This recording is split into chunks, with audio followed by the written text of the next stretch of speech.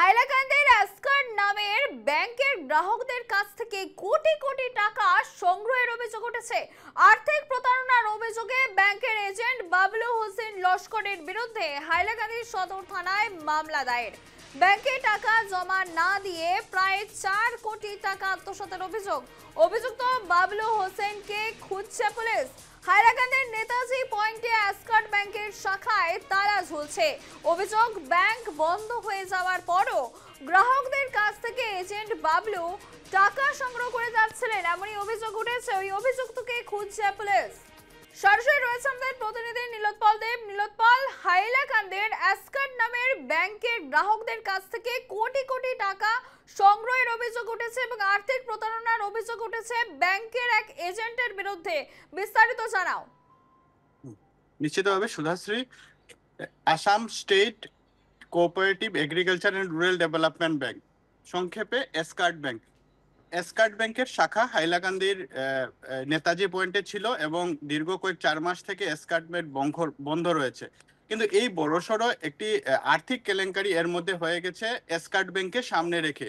একজন এজেন্ট ছিলেন এই ব্যাংকের, নাম হচ্ছে বাবলু হোসেন লস্কর।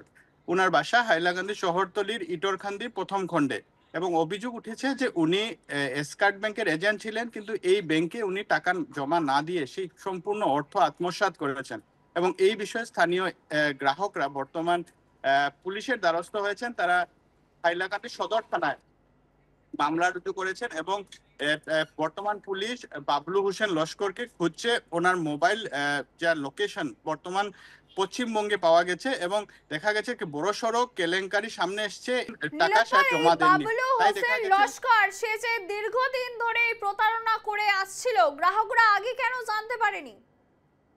একটি বড় প্রশ্ন।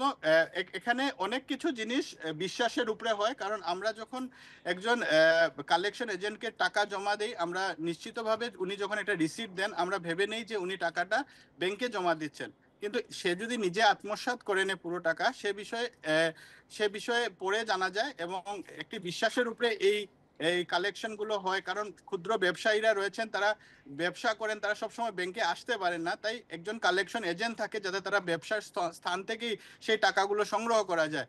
বাবলু লস্করের উপরে বিশ্বাস ছিল অনেক ব্যক্তির এবং তারা বাবলু লস্করকে টাকা জমা দিয়েছেন। বাবলু লস্কর সেই টাকা সংগ্রহ করার পরে ওনাদেরকে রিসিটও দিয়েছেন, কিন্তু সেই টাকা ব্যাংকে জমা দেননি বলে অভিযোগ এবং তার পরিপ্রেক্ষিতেই মামলা রুজু হয়েছে।